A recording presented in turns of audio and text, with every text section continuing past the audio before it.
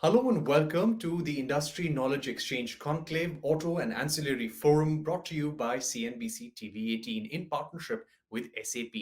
At this conclave, we take a deep dive into the defining trends, opportunities, and challenges that will shape the future of the Indian auto component industry and how technology can be a game changer in mapping a robust roadmap for the future. The session will begin with an exclusive fireside chat with Mr. Ashok Minda, followed by a CFO panel discussion on calibrating the throttle of change and a CIO panel discussion on technology as a competitive advantage. Let's begin with our first conversation, the fireside chat on the theme Pillars of Future Growth. Mr. Minda, thank you so much for joining us. The role of COVID 19 is accelerating the use of technologies. Give us a sense of how automotive companies like yours have embraced technologies such as AI, machine learning, and cloud solutions. Digital transformation in business before the COVID was steady.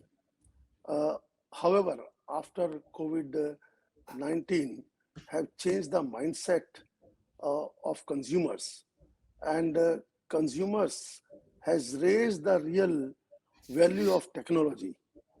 While working from home, people become more aware of the role and impact of digital technology in our daily uses and daily lives. Uh, Easy accessibility, safety and security, etc.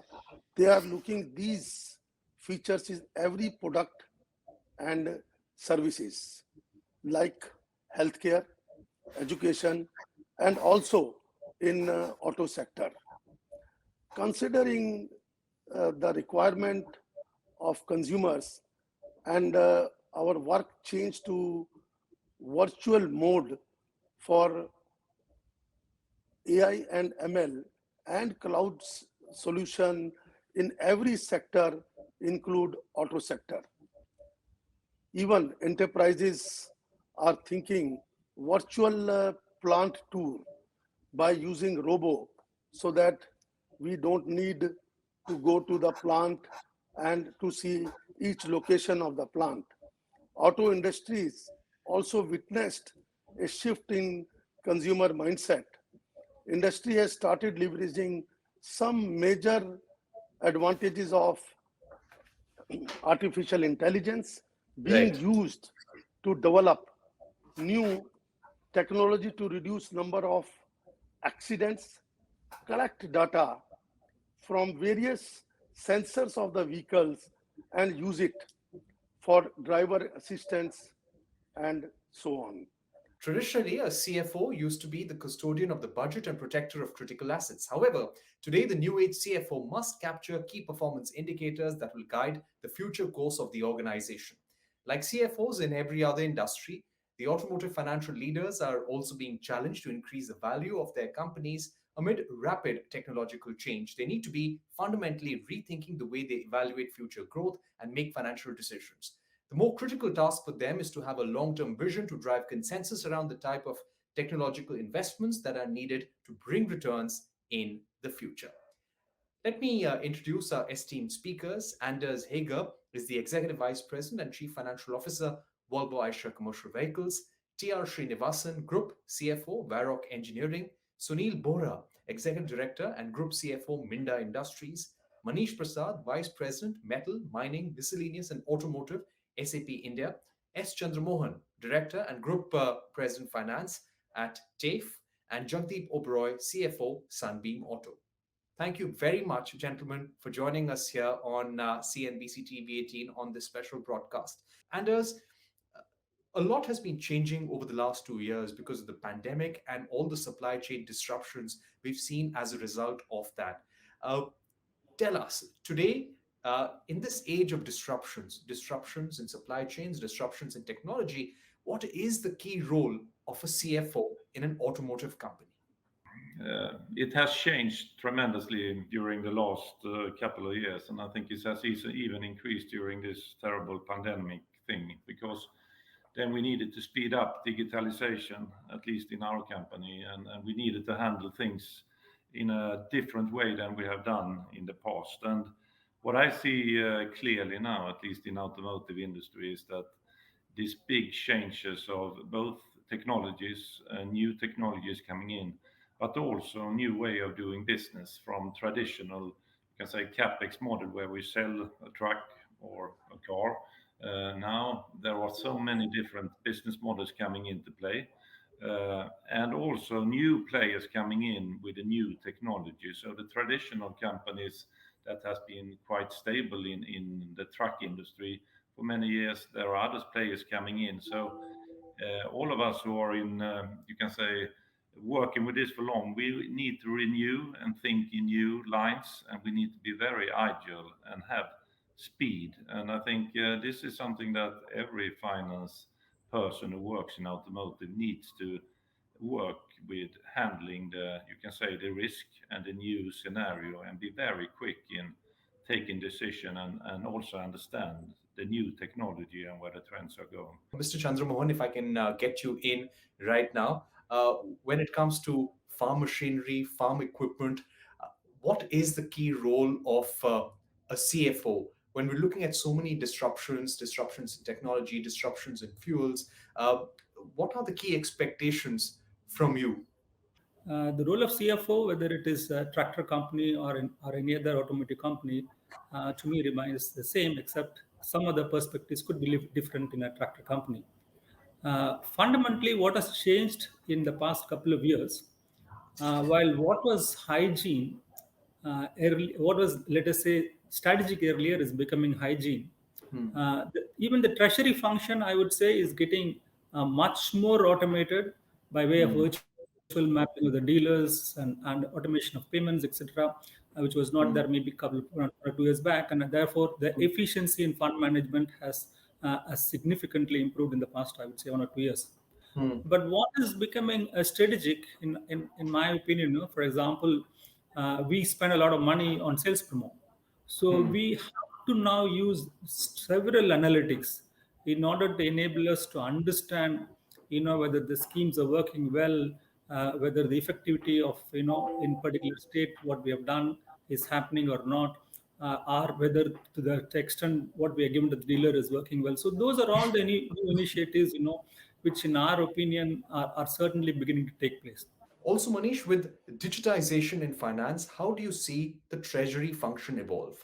Look, the need of the hour today is how do we do more predictive, automated, and accurate forecasting. I think every financial leader in any automotive industry probably is looking at some of these parameters very closely. We actually required instant visibility of working capital and even things like real-time planning and seeing actual status of cash and liquidity. One should always keep a single source of truth for all the financial risks. I think we need a lot of transparency on financial exposures, and we think a system like SAP can help reduce unnecessary capital requirements, even to the extent of 20-25% for our customers. I'd like to get in Mr. Bora very quickly. I'd just like to ask you about whether you feel that investments in digital transformation, customer experience were a key focus area for you over the last 2 years and became a key part of your financial planning as well to ensure growth and resilience at the same time. No, absolutely, Parikshit. You are 100% right, because these areas of customer delight and also the functional transformation has always been top of our radar. It is not only 2 years; we have been consistently sort of investing in these areas. And yes, in last couple of years, we have accentuated our investment in these aspects. How do we sort of balance our initiatives, investments, and keep focusing medium to long term growth also? Because at times you normally tend to get short sighted as to what initiatives you take, because there's a pandemic, nobody knows how it will pan out, it's once in a Hmm. 100-year kind of scenario. Hmm. A lot of things are there are on top of our mind, but we Hmm. always try and balance as a finance leader as to how do we make sure that organization does not get its thought funneled only on the impact because of pandemic. Because yes, pandemic has taught us many lessons, and I think everybody has done newer things to make sure that they stay fit. I think Hmm. it's equally important to see that how do we make sure that the growth momentum which organization has built remains intact. How do we consistently and continuously invest in our growth capex? How do we consistently see that whatever long-term vision, long-term plans we have set out don't get impacted by this pandemic?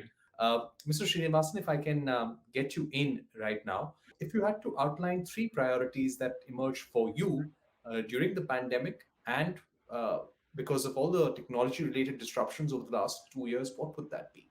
This motivating and retaining talent was a great priority because earlier when we were all working side by side, face to face, it was much easier to get a temperature of the team, how they are faring, and take the pulse and so on. And when we are working remotely and are not face to face, while the work gets done, but often you tend to risk losing the pulse or the intangibles of the team, how they are faring, etc.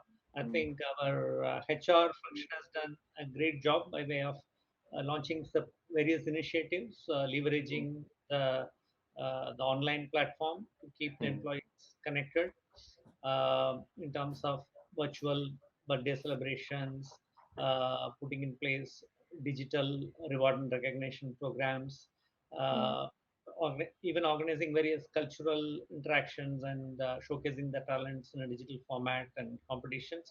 And not just the employees, but also their family members and so on. So I think that really got a very good response. And also preparing for the longer term in terms of uh, analyzing the product portfolio, making sure that your product portfolio strategy is attuned to the longer term trends in terms of your Right. exposure to the different product segment, emerging product segments, and so on, Okay. so that one can continue to be successful in the marketplace. Mr. Oberoi, to get you in right now, and again coming to the point of financial agility, tell us how important is digital adoption in today's day and age for an automotive company, an auto components company, uh, to ensure the financial agility of an organization like yours to make sure that you are financially fit, financially healthy. It's a situation where either you do or you die. I think there is no option there, right? So considering the fact that we are competing and we are up with the best in the industry, and the competitors as well as the other allied automotive ancillary suppliers have been very very robust in it. I think for anybody and everybody, I think the first choice is to immediately move towards digitalization. I think digitalization, as far as I'm concerned, for us, really for the new age CFO to become a tech champion and a change agent, I think that's where I think we will be required to chip in. So data driven value creation, I think, is the key word for CFOs. In terms of, I think this can be accomplished by really giving real time information. I think this is something which can really help us in taking very, very quick decisions and obviously taking corrective actions. Obviously, we can use BIs and dashboards and host of other things that available, that can help in the whole situation. And syncing various data, I think there was a time when we used to give data. I think now there is a time where we create subjectivity, objectivity from subjectivity, right? Bringing about a lot of information together and trying to give some insights which can basically add value. Right, gentlemen, we've come to the end of our discussion. It's been great talking to you all. Thank you once again for joining us.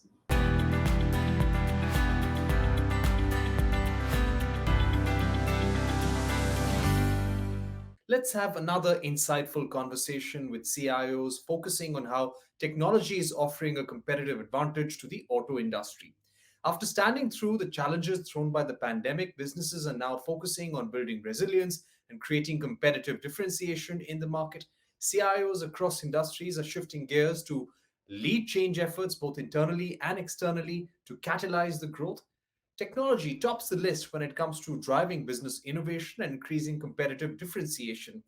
Let me introduce our guest today. We are joined by Sandeep Pradhan, CIO of Exide Industries, Kishore Hirani, CIO, Amara Raja, Sharad Agarwal, Chief Digital and Information Officer, JK Tire and Industries Limited, Mr. Parna Ghosh, Vice President and CIO, Una Winda.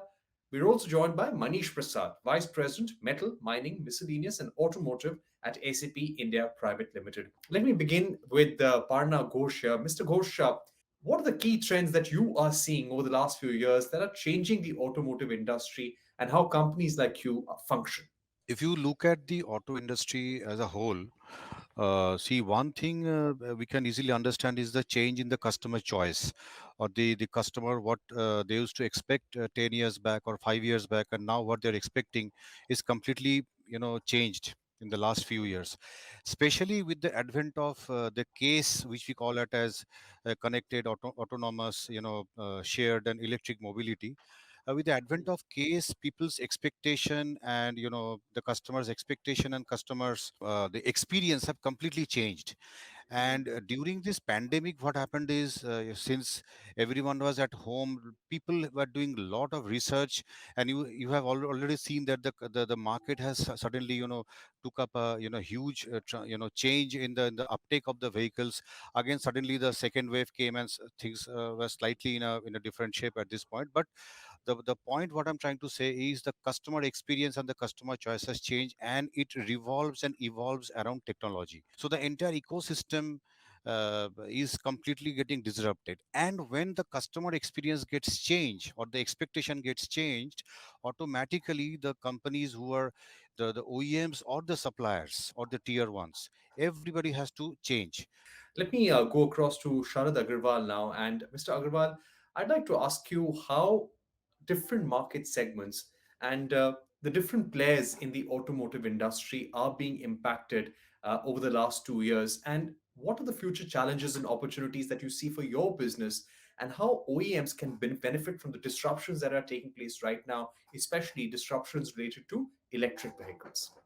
All of us, be it automotive industry or any other industry, have to be very conscious about the sustainability part. And the electric vehicle, I would say, is a fallout of that sustainability desire of the humankind.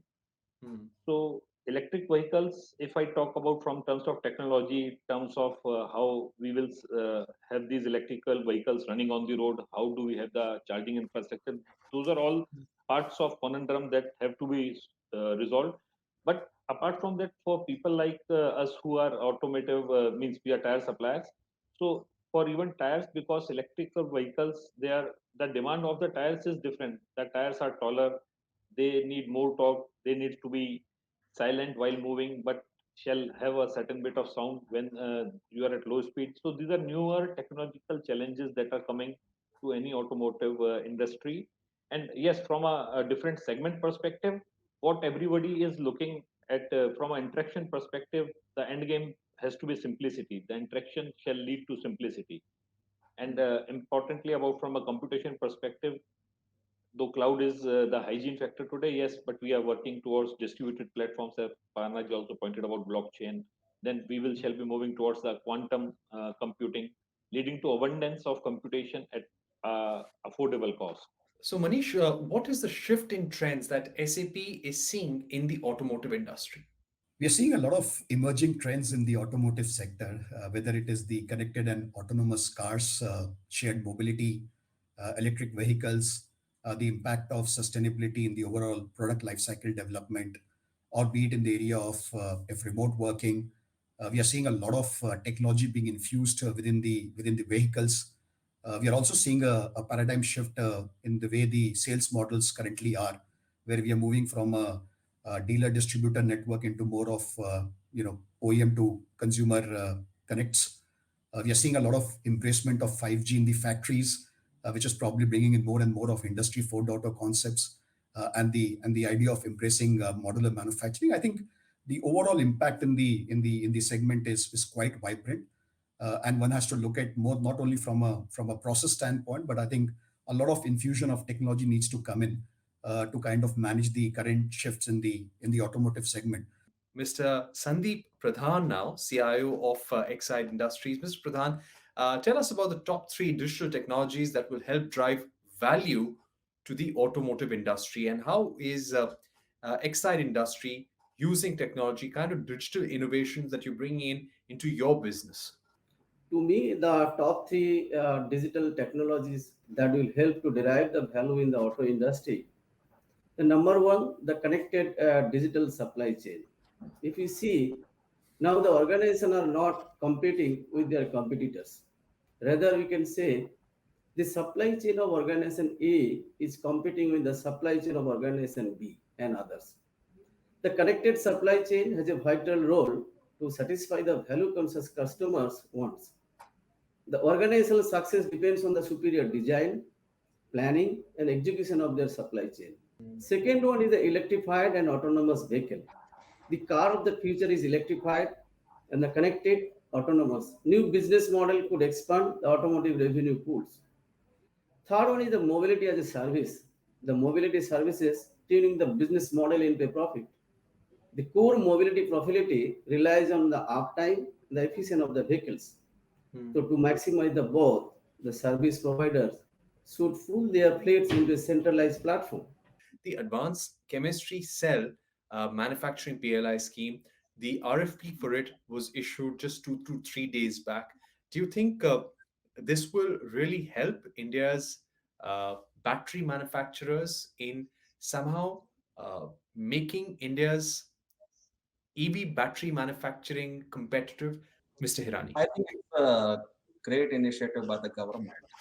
Okay, while there is still discussion about chemistry of batteries in terms of LFP versus NMC and all that, but I think it's a great initiative, and this should certainly boost manufacturing. Of course, it depends on the demand that shows up. Why, with major auto majors trying to commit to EV manufacturing and stopping the ICE vehicles, I'm sure it will pick up. Demand will pick up, and accordingly, the PLI scheme kicks in. The EV manufacturing picks up the country. So it's like a cash situation. While the EV manufacturing has to go up, similarly, the production of EV batteries has to increase in the country. Thank you very much, all of you, for joining us, and to all our viewers as well. Goodbye, and thanks for watching.